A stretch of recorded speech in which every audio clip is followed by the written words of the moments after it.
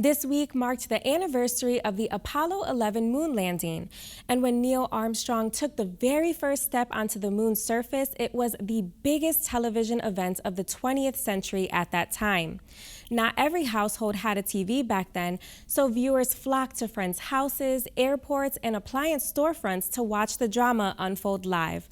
To celebrate this historic moment, producer Dave Frazier shares the memories of people who were fortunate enough to see it live and find out how the event impacted their lives. Eagle, Houston, we see you on the steerable, over. In July of 1969, as so many millions did around the world, my family gathered around the television to watch the lunar landing.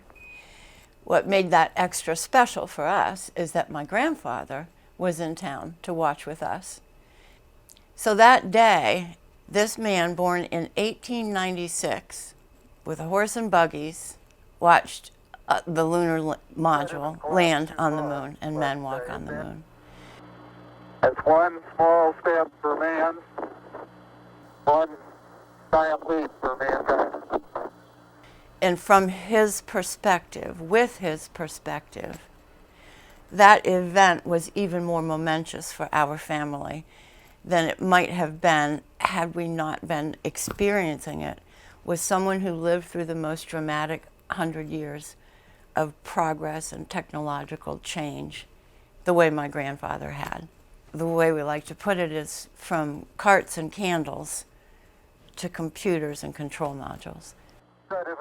As I was sitting in the parlor watching the TV, which was very clear, I did see them take the steps down the ladder onto the surface of the moon. Dusty as it was, they did seem to move around well. I felt that history was in the making at this point, and that possibly this would be only the first step to marching out or going into the universe further. I had a summer job in a very beautiful hotel in Avalon, New Jersey. I was a waitress. This particular night, one of the cooks had brought in a TV, tiny by today's standards and black and white, and they set it up in the corner of the kitchen.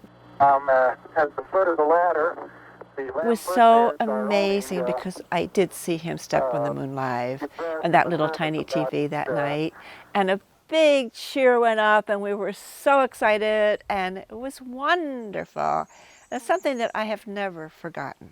It was great. And out come America's Apollo 11 astronauts waving.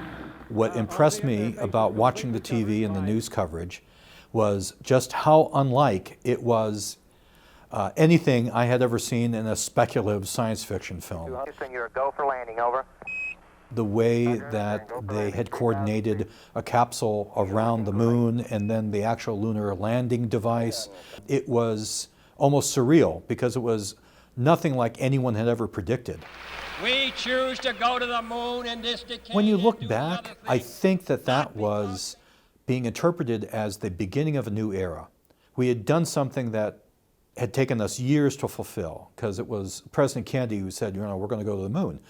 And, you just sort of stood there with rapt attention at this event because it was genuinely surreal. Apollo 11 coming right down toward the... When I was a young kid, a farm kid out in Wisconsin, if I couldn't lift that bale of hay or jump that little ditch, I would tell my buddy, that is impossible. That is like going to the moon. I don't know if you heard that phrase, but basically, the day they land on the moon, that phrase went away. Here, men from the planet Earth, first step foot upon the moon. July 1969, 8